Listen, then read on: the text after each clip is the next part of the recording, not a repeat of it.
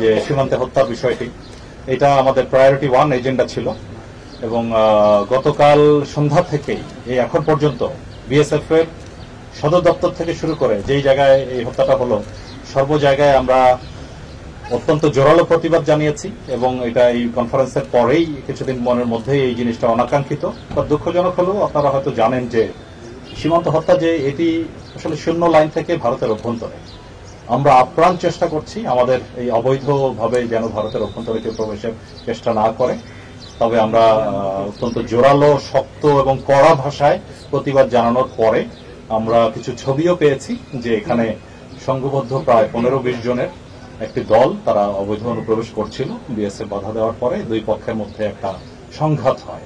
সেই সংঘাতে একজনকে রাবার বুলেট ফায়ার করে যেটা তার পেটে লাগে এবং দুর্বল স্থানে রাবার বুলেটও হত্যা করতে পারে, মানে হত্যা ঘটাতে পারে। আর এখানে বিএসএফ এর যে সদস্য আহত হয়েছে এই 15-20 জনের কারণে সেও হাসপাতালে আছে, তার ছবিও আমরা পেয়েছি রক্তাক্ত মানে আহত অবস্থায়।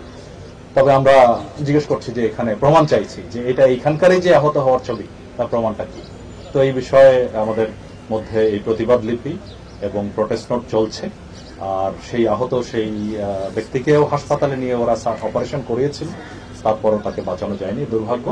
বাট আমরা বটম লাইন হল ভেরি ক্লিয়ার মেসেজ আমরা বলেছি যে এটা কোনোভাবেই কাম্য নয় এবং এটা মেনে নেওয়া যায় না। এবং এটা যদি মেনে নেই তো ভবিষ্যতে ভারতীয় অনুপ্রবেশ যারা করে তো তাদের প্রতি যত আমরা সুন্দরভাবে নিয়মের মধ্যে আমরা যে তাদেরকে গ্রেফতার করে হস্তান্তর করি সেটা কতটুকু আর করা যাবে। আমাদের এদিক থেকে যত যাই হোক অবৈধ অনুপ্রবেশকর যাই হোক হত্যা কোনো চূড়ান্ত একটা সমাধান হতে পারে না। তো সেই বিষয়ে আমাদের এটা অব্যাহত থাকবে এবং আরো একটি যদি হয় আমরা আরো কঠোর অবস্থানে যাব, এটা আপনাদেরকে আমি আশ্বস্ত করতে চাই। আর একই সাথে আপনাদের সবারই আমাদের চেষ্টা থাকবে যাতে অবৈধভাবে কেউ যেন ওইদিকে না যায়। আমরা আপ্রাণ চেষ্টা করছি, প্রশাসন চেষ্টা করছে, স্থানীয় সবাই চেষ্টা করছে, তারপরও একটা কিছু কিছু ব্যক্তিকে আমরা ওই জিরো লাইন অতিক্রম করা থেকে বিরত রাখতে ব্যর্থ হচ্ছি অনেক সময়। বাট আমরা এই দুই দিকেই চেষ্টা করে দেবো, এক হলো বিএসএফ এর সাথে, আরেক হলো মানবাধিকার অর্গানাইজেশনের মাধ্যমে, তৃতীয় হলো যে কেউ যাতে আপনার দ্বিতীয় পয়েন্টটা সংক্ষিপ্ত আসতে চাই।